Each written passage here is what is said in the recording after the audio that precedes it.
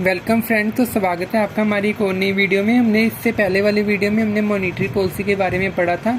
आज इस वीडियो में हम बात करने वाले हैं मॉनेटरी पॉलिसी के टूल्स, क्वांटिटेटिव टूल्स के रिगार्डिंग।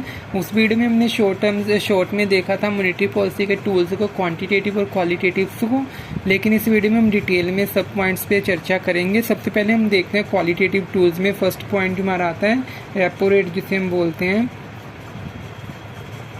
जिसे हम शॉर्ट में आरआर के नाम से जानते हैं, रेपो रेट। तो सबसे पहले रेपो रेट वह दर होती है, रेपो रेट वह दर होती है जिस पर आरबीआई अपने रिलेटिव बैंक को शॉर्ट टर्म के लिए लोन देता है। उस पर जो इंटरेस्ट आरबीआई लेता है उसे रेपो रेट कहा जाता है। जैसे कि कोई कमर्शियल बैंक है, कमर्शियल बैंक वो लोन लेती है,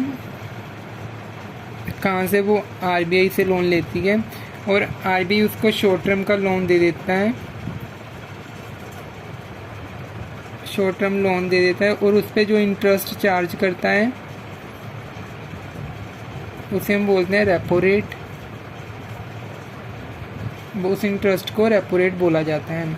अभी हम देखते हैं effect of repo rate.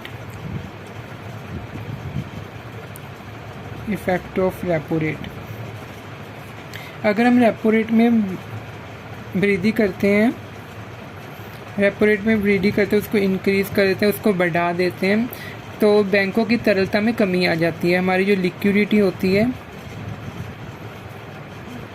Banks की लिक्विडिटी वो कम हो जाती है अगर हमारा रेपो रेट बढ़ता है, क्योंकि बैंकों की तरलता में कमी आती है, जिसके परिणाम बैंकों की लोन देने की जो क्षमता होगी वो कम हो जाएगी। जिस बैंकों की लोन देने की क्षमता कम हो, क्योंकि बैंकों के पास लोन लेने वाले ज़्यादा होते हैं और ज़्यादा होंगे लोन लेने वाले, और तरलता जिसे हम लिक्विडिटी बोलते हैं, पैसा बोलते हैं, वो बैंक के पास नहीं होगा। अगर देश में अगर हमारे बैंकों के पास पैसा नहीं होगा तो देश में हमारे मंदी आ जाएगी, मंदी की स्थिति हो जाएगी, जिससे मंदी से निकलने के लिए हमें रेपो रेट को डाउन करना पड़ेगा। तो इसके परिणाम स्वरूप हम देखते हैं कि अगर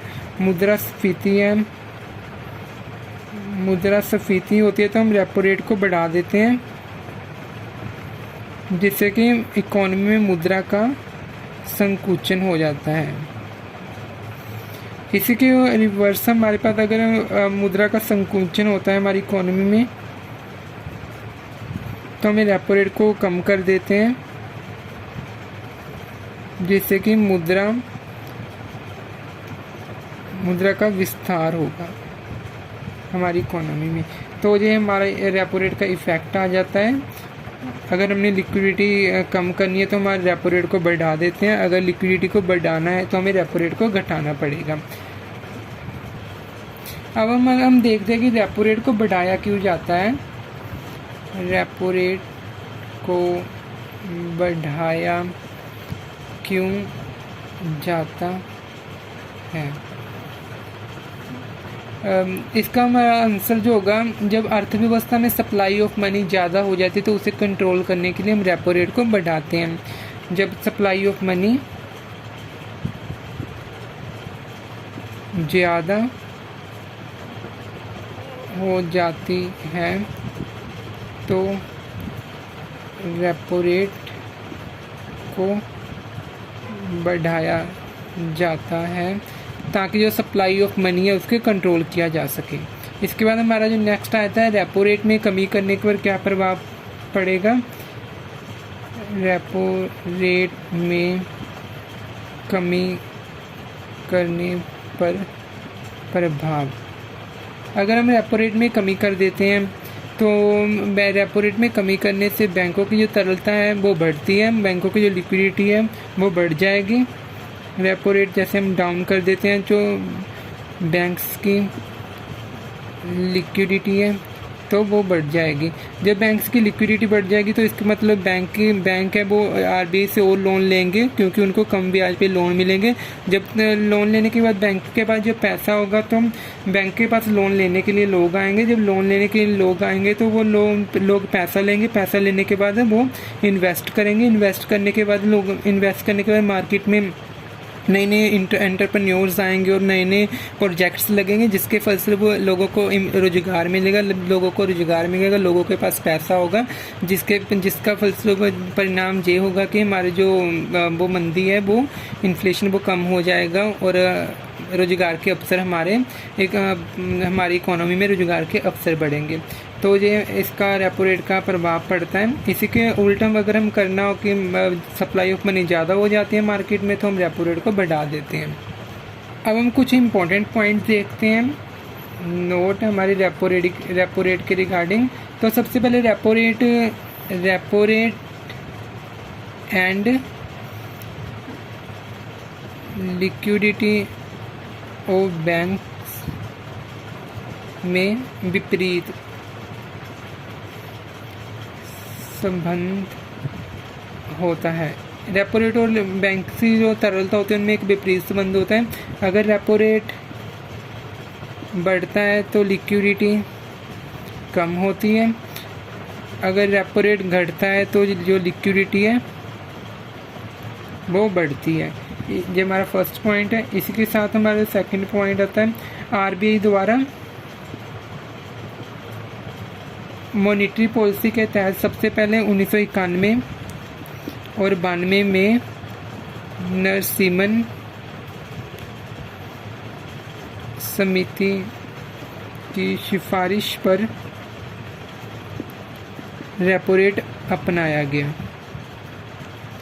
और इसका जो मेन एम क्या है, इसका मुख्य उद्देश्य क्या है रेपो रेट का, वो है बैंकों की तरलता में वृद्धि करना, इंक्रीज बैंक्स लिक्विडिटी, ये इसका मेन उद्देश्य है। ये हमारा डिटेल में रेपो रेट था। अब हम नेक्स्ट देखते हैं हमारा रिवर्स रेपो रेट। इसके बाद हमारा जो सेकंड इसका टूल आता है वो हमारा आता है reverse repo rate. Reverse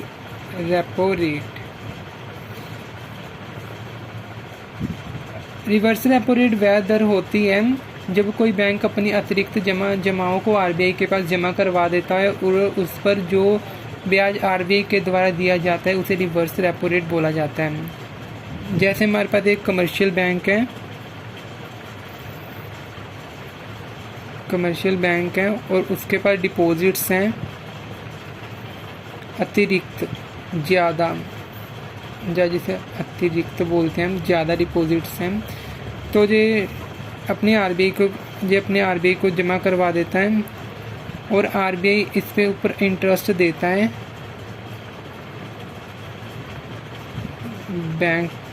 commercial bank को इंटरेस्ट देता है। तो जो इंटरेस्ट होता है इसे रिवर्स रेपो रेट बोला जाता है। हमारा रिवर्स रेपो रेट और रेपो रेट में यही डिफरेंस होता है। रेपो रेट को वो चार्ज करता है आरबीआई और हमारा जो रिवर्स रेपो रेट है ये इंटरेस्ट कमर्शियल बैंक्स को देता है। अभी हम देखते हैं effect of reverse repo rate. Effect of reverse repo rate, हमारे इसमें वृद्धि करने पर अर्थव्यवस्था में मुद्रा संकुचन की स्थिति पैदा हो जाती है, क्योंकि बैंक अपना ज़्यादा पैसा आरबीआई के पास जमा करवा देते हैं और बैंक के पास से लोन देने के लिए कोई पैसा नहीं होता और लोन्स महंगे हो जाते हैं, जिसके बैंकों की लिक्विडिटी में कमी आ जाती है। जब इनके पास इंटरेस्ट ज़्यादा, रिवर्स रेपो रेट ज़्यादा मिलेगा तो बैंक से वो अपना पैसा आरबीआई के पास जमा करवा देंगे, जिससे कि इनकी लिक्विडिटी है वो कम हो जाएगी और लोन महंगे हो जाएंगे, क्योंकि बैंकों के पास लोन देने के लिए पैसा नहीं होगा। इसी के उल्टा हमारे पास इसका सेकंड इफेक्ट आ जाता है। अगर रिवर्स रेपो रेट में हम कमी कर देते हैं, कमी करने पर जो बैंकों की तरलता है उसकी वृद्धि हो जाती है, बैंकों की लिक्विडिटी वो बढ़ जाती है, क्योंकि जब रेट कम होगा तो बैंक्स आरबीआई के पैसा रखेंगे। आरबीआई के पास पैसा तब रखेंगे जब हमारा जो इंटरेस्ट रेट है हमारा रिवर्स रेपो रेट का वो ज़्यादा होगा। लेकिन जब वो रिवर्स रेट का इंटरेस्ट रेट वो कम होगा तो बैंक से जो ज़्यादा पैसा वो आरबीआई के पास नहीं रखेंगे, मतलब वो आरबीआई के पास कम पैसा रखेंगे, जिससे कि उनको लोन देने की क्षमता बढ़ जाएगी और लोग उनसे लोन लेंगे, जिससे कि बैंकों की लिक्विडिटी में वृद्धि होगी, तो वो कस्टमर्स को ज़्यादा लोन देंगे। तो इसी के साथ ये हमारा इफेक्ट था। अगर हम कुछ इम्पोर्टेंट पॉइंट्स देखते हैं जिसे हम नोट बोलते हैं। रिवर्स रेपो रेट और बैंकों की लिक्विडिटी में विपरीत संबंध होता है। RRR रिवर्स रेपो रेट और बैंक्स की लिक्विडिटी में विपरीत रिलेशन होता है। अगर हमारा रिवर्स रेपो रेट बढ़ेगा तो इकोनॉमी में मुद्रा का संकुचन होगा। अगर हमारा रिवर्स रेपो रेट कम होगा तो इकोनॉमी में मुद्रा का पसार होगा, सप्लाई ऑफ मनी हमारा इकोनॉमी में बढ़ जाएगा। और इसमें हमारा जो सेकंड आता है पॉइंट वो आता है रेपो रेट हमेशा रिवर्स रेपो रेट से ज़्यादा रहेगा, ऑलवेज ज़्यादा ही रहेगा। ये रूल है हमारा, जो रेपो रेट है वो हमेशा रिवर्स रेपो रेट से ज़्यादा होता है। इसके बाद हमारा थर्ड पॉइंट आता है, इसकी सिफारिश हमारी जो नरसिम्हन समिति के द्वारा की गई थी, नरसिम्हन समिति द्वारा सिफारिश की गई थी। तो और फोर्थ पॉइंट, इसका जो मेन उद्देश्य है तरलताओं में कमी करना,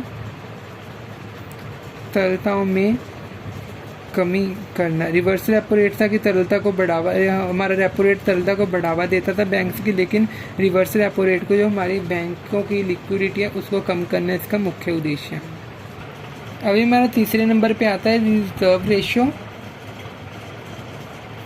रिजर्व रेशियो हमारी दो पार्ट्स में डिवाइड होती है, एक तो हमारी CRR जिसे हम कैश रिजर्व रेशियो बोलते हैं, और सेकेंड हमारा SLR जिसे हम स्टैट्यूटरी लिक्विडेसी रेशियो बोलते हैं। तो जैसे तो हम बोलते हैं कि नकद आरक्षित अनुपात, और इसे वो वैधानिक तरलता अनुपात बोला जाता है। तो अब हम सबसे पहले CRR के बारे में पढ़ेंगे डिटेल में, जो कि हमारा थर्ड नंबर पे है। बैंकों को अपनी NDTL जिसमें बैंकों के सभी जमाओं जैसे saving account, current account, fix deposit, recurring deposit में शुद्ध जमाओं का कुछ प्रतिशत जो RBI के पास रखना अनिवार्य होता है, उसे हम CRR जिसे हम बोलते हैं कैश रिजर्व रेशियो बोला जाता है। अब जो हमारे कमर्शियल बैंक्स होते हैं उनका NDTL जिसका पूरा नाम होता है नेट डिमांड टर्म लायबिलिटी। जितने भी बैंक के पास रोज़ की जमाएं होती है, चाहे वो किसी भी अकाउंट में हो, किसी भी टाइप के अकाउंट में, चाहे कि current, saving, fix deposit, recurring, उसमें जितनी भी डिमांड्स होती हैं उनका कुछ प्रतिशत जो कि RBI के पास कैश के रूप में रखना होता है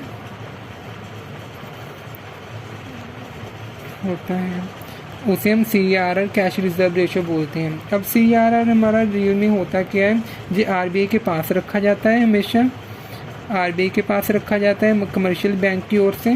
सेकेंड इसमें हमारा आता है नगद के रूप में रखा जाता है, हमेशा इन कैश रखा जाता है। थर्ड हमारा आता है ये मिनिमम 3% और मैक्सिमम हमारा हो सकता है 15% तक। और हमारा जो फोर्थ पॉइंट आता है CRR के ऊपर RBI इंटरेस्ट नहीं देता, किसी भी प्रकार का इंटरेस्ट कमर्शियल बैंक को CRR के ऊपर नहीं दिया जाता, लेकिन ये रखना अनिवार्य होता है कमर्शियल बैंक के लिए। और इसके बाद ये RBI के पास रखना अनिवार्य होता है। और हमारा जो 6 पॉइंट इसमें 5th आता है, ये डे वाइज रखना ज़रूरी होता है। डे वाइज मतलब कि हर दिन जितनी भी जमाएं होती हैं उनका कुछ प्रतिशत, वो जो कुछ प्रतिशत जितना भी RBI के द्वारा जहाँ पे RBI के द्वारा अनाउंस किया जाता है उस प्रतिशत के अकॉर्डिंग कई कमर्शियल बैंक को हर दिन की तरफ से वो CRR कैश रिजर्व रेशियो रखना पड़ता है RBI के पास। अभी हम देखते हैं CRR में कमी करने के प्रभाव। CRR में कमी करने के प्रभाव या इफ़ेक्ट्स। तो अगर हम CRR में कमी करते हैं, सबसे पहले तो बैंकों की लिक्विडिटी है उसमें वृद्धि होगी, बैंकों की लिक्विडिटी बढ़ेगी। सेकंड हमारा जो लोन देने की क्षमता है, बैंकों की लोन कैपेसिटी, वो भी बढ़ेगी। थर्ड हमारा जो आता है लोन सस्ते होंगे, चीप लोन्स। और हमारी जो एग्रीगेट डिमांड है वो उसमें भी वृद्धि होगी, वो भी इंक्रीज़ हो जाएगी। और हमारा जो एम्प्लॉयमेंट है, एम्प्लॉयमेंट बढ़ेगा। इसी के साथ हमारा जो नेक्स्ट 6th पॉइंट आता है मुद्रा का प्रसार होगा, supply of money. In economy, supply of money भी इंक्रीज़ हो गई इकोनॉमी में। तो ये इसके अगर हम CRR में कमी करने के कुछ इफ़ेक्ट्स थे। तो अब हम जानते हैं, अब हम कुछ इम्पोर्टेंट पॉइंट्स को जानते हैं। हमारे जो बैंकों के CRR और लिक्विडिटी में हमेशा जो विपरीत संबंध होता है, रिलेशन जो हमेशा उल्टा होता है। अगर CRR बढ़ाते हैं तो जो मुद्रा का संकुचन होता है, मुद्रा का संकुचन होता है। अगर CRR को हम कम करते हैं तो मुद्रा का पसार होता है इकोनॉमी में। इसके बाद हमारे सेकंड पॉइंट इसमें आता है 1991 से पहले, बिफोर 1991 भारत में जो हमारी CRR थी वो 15% थी, लेकिन नरसिम्हन समिति ने इसे घटाने की सिफारिश की।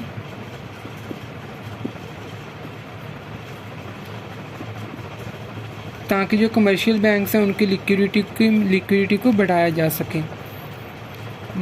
ताकि बढ़ाया जा सके। इसके बाद हमारे थर्ड इम्पोर्टेंट वो आता है CRR हमारी 100% तक हो सकती है।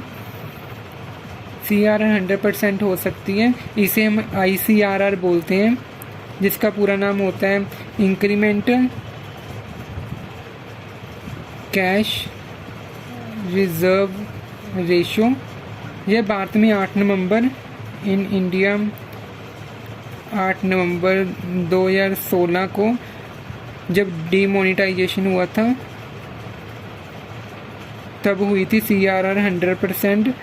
ये 15 दिनों के लिए हुई थी, 15 डेज। ये 15 दिनों के लिए हमारे पास 8 नवंबर 2016 में हुई थी, जब हम नोटबंदी प्रधानमंत्री नरेंद्र मोदी के द्वारा की गई थी। तब जो 15 दिन के लिए हमारे पास CRR वो 100% कर देगी, क्योंकि जितना ही पैसा बैंकों के पास आ रहा था, पुराने जो हमारी पुरानी करेंसी थी वो RBI के पास कमर्शियल बैंक्स को जमा करवानी थी, इसलिए CRR उस टाइम पे 100% कर दिया गया था। अब हम हमारा फोर्थ पॉइंट, जिसे हम SLR स्टैट्यूटरी लिक्विडिटी रेशो बोलते हैं, जिसे हम वैधानिक तरलता अनुपात के नाम से भी जानते हैं हमारी हिंदी में। लेकिन SLR का मतलब होता है बैंकों को अपनी शुद्ध जमाओं NDTL में से जो हमारा नेट डिमांड टर्म लायबिलिटी होता है उसमें से कुछ प्रतिशत स्वयं अपने पास रखना होता है, स्वयं अपने पास रखना होता है, जिसे हम SLR बोलते हैं। SLR बैंकों की तरलता को कंट्रोल करने के लिए रखा जाता है, ताकि बैंकों के कस्टमर्स होते हैं, जो बैंकों के ग्राहक होते हैं, उनका विश्वास बना रहे बैंकों के ऊपर। मैक्सिमम SLR हमारा 40% तक हो सकता है, मैक्सिमम SLR 40% तक हो सकता है। और ये रखना अनिवार्य होता है, हर कमर्शियल बैंक के लिए कंपल्सरी होता है। जो नगद रख सकते हैं, या तो अपने प्रतिभूतियों के रूप में रखा जा सकता है। जो हमेशा हम कमर्शियल बैंक से कैश में रख सकती हैं, और सिक्योरिटीज़ के रूप में रख सकती हैं, और गोल्ड वगैरह के रूप में किसी भी चीज़ में रूप में रख सकती हैं। लेकिन ये बैंकों को अपने पास रखना होता है, जबकि हमारा जो कैश रिजर्व रेशियो होता है वो कमर्शियल बैंक्स को RBI के पास जमा करवाना होता है। अगर इसी के साथ हम अगर इसका SLR का इफ़ेक्ट देखें, अगर SLR में वृद्धि होती है तो हमारी जो लिक्विडिटी है वो कम हो जाती है। अगर SLR हमारा कम होता है तो जो लिक्विडिटी है वो बढ़ जाती है। ये हमारा SLR का इफ़ेक्ट था। अब हम हमारा नेक्स्ट पॉइंट जो आता है MSF, जिसे हम बोलते हैं marginal standing facility. Marginal standing facility का मतलब होता है, मान ली कि अगर कोई कस्टमर बैंक के पास जाता है कि वो उसने जो पैसा जमा करवाया होता है वो बैंक से निकलवाने जाता है, और उस टाइम पे अगर किसी भी कमर्शियल बैंक के पास कस्टमर्स को पैसा वापस करने के लिए पैसा ना हो, तो वो एमरजेंसी के टाइम पे बैंक RBI से MS के जरिए एक लोन ले सकता है RBI से, जिसे हम मार्जिनल स्टैंडिंग फैसिलिटी बोलते हैं। मान लो एक कस्टमर गया बैंक के पास और उसने पैसे की डिमांड की, लेकिन बैंक के पास पैसा नहीं था तो वो उसने आरबीआई को मार्जिनल स्टैंडिंग फैसिलिटी के जरिए जो था उसने लोन ले लिया आरबीआई से कमर्शियल बैंक ने, और अपने कस्टमर्स को पैसे दे दिए। इसी को हम मार्जिनल स्टैंडिंग फैसिलिटी बोलते हैं। मार्जिनल स्टैंडिंग फैसिलिटी को हम ओवरनाइट बैंक रेट भी बोलते हैं, ओवरनाइट बैंक रेट भी बोला जाता है। मार्जिनल स्टैंडिंग फैसिलिटी कम से कम 1 दिन की, मिनिमम 1 दिन और मैक्सिमम 3 डेज़ तक की हो सकती है। मैक्सिमम 3 मंथ्स तक की हो सकती है, 3 महीने तक की हो सकती है। मार्जिन स्टैंडिंग फैसिलिटी का रेट हमेशा रेपो रेट से ज़्यादा होता है। MSF rate more than repo rate 1%, 1% हमेशा रेपो रेट से ज़्यादा होता है इसका रेट। और MSF के जरिए कोई बैंक आरबीआई से मिनिमम 1 करोड़ रुपये तक ले सकता है, मिनिमम 1 करोड़, 1 करोड़ रुपये। किसी भी कमर्शियल बैंक को अगर MSF फैसिलिटी जो यूज़ कर रहे हैं, मार्जिनिंग स्टैंडिंग फैसिलिटी कोई कमर्शियल बैंक यूज़ कर रहा है तो मिनिमम उसे 1 करोड़ रुपये का लोन आरबीआई से लेना पड़ेगा। 1 करोड़ से कम आरबीआई लोन नहीं देता मार्जिनिंग स्टैंडिंग फैसिलिटी के जरिए। अभी हम नोट देखते हैं। हमारे पास जो MSF मार्जिनल स्टैंडिंग फैसिलिटी और हमारी जो लिक्विडिटी होती है, इनमें हमेशा विपरीत रिलेशनशिप होता है, विपरीत रिलेशन होता है। और ये हमारी जो स्टार्ट की गई थी, ये हमारी 9 मई 2011 को स्टार्ट की गई थी और मिनिमम लिमिट इसकी है वो 1 करोड़। 1 करोड़ से आप कम इसमें से लोन नहीं ले सकते। इसके बाद हमारा 6th पॉइंट आता है जिसे हम बैंक लोन बोलते हैं, बैंक रेट बोलते हैं। बैंक रेट में जब कोई कमर्शियल बैंक आरबीआई से लॉन्ग टर्म के लिए लोन लेता है, लोन लेता है और उस पर लोन लेता है और बैंक उसे बैंक रेट बोला जाता है, जिस रेट पे वो कमर्शियल बैंक आरबीआई से लॉन्ग टर्म का लोन ले रहा है। जो इंटरेस्ट आरबीआई से उससे चार्ज करेगा उसे हम बैंक रेट बोलते हैं। इसमें लॉन्ग टर्म का लोन आता है हमेशा बैंक रेट में। अब हम 7th पे जो हमारा आता है ओपन मार्केट ऑपरेशन,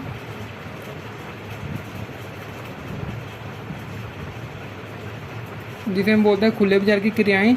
इसमें हमारा आता है जब आरबीआई सरकारी प्रतिभूतियों को जनता को क्रय विक्रय करती है उसे खुले बाजार की क्रियाएं बोला जाता है, जब सरकारी प्रतिभूति बाजार बोला जाता है। इसे गवर्नमेंट सिक्योरिटी मार्केट बोला जा सकता है। इसे हम गिल्ट एज बाजार भी बोलते हैं, GIL gilt EDZ market, gilt edge बाजार भी बोला जाता है। और सरकार इसका प्रयोग तरलता को घटाने और बढ़ाने, लिक्विडिटी को बढ़ाने और घटाने के लिए करती है। तो इसका इफ़ेक्ट क्या होता है, अगर आरबीआई सिक्योरिटीज़ को बेचता है, सिक्योरिटी सेल कर दे तो लिक्विडिटी है वो कम होती है। अगर आरबीआई सिक्योरिटीज़ को बाय करता है तो जो वो लिक्विडिटी है वो ज़्यादा हो जाती है। जो इसका हमारा ओपन मार्केट ऑपरेशन में के अंतर्गत आता है। जब आरबीआई के द्वारा जो गवर्नमेंट सिक्योरिटीज़ होते हैं उनको सेल और बाय किए जाते हैं, उसे हम ओपन मार्केट ऑपरेशन बोलते हैं। इसी के साथ हमारी ये वाली वीडियो क्वांटिटेटिव टूल्स की यहीं पे समाप्त होती है। अगर हमारी वीडियो आपको अच्छी लगी तो वीडियो को लाइक करना और हमारे चैनल को सब्सक्राइब करना मत भूलिएगा। Thank you for watching.